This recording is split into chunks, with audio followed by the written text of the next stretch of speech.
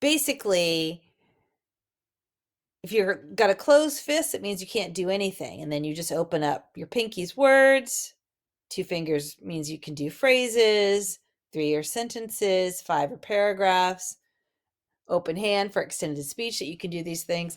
I know that most people in language classes, sort of school age, aren't necessarily going to be doing that. And that's not necessarily terribly useful for that. But I really like to hear that, listen out for that, or teach people how to kind of do that for themselves. That like that'll give you a good idea of your range, right? If you don't know anything, obviously you're in the novice or A range. If you can do a little bit, when you get up to those sentences, you're B intermediate, paragraphs, B intermediate, you're moving into that C advanced and extended speech. So I always do this on myself for the different languages I have. And it's not something, as you see, these ranges they're huge.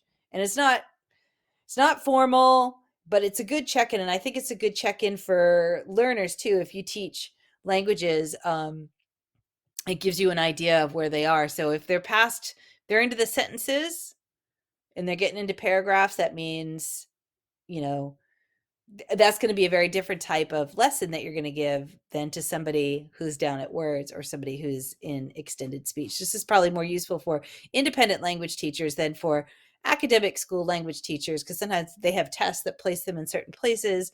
But I think it's a really good thing. I think it's a good thing to listen to also for native speakers. Um, you can kind of listen out for their range of what they produce and then put them in the appropriate place.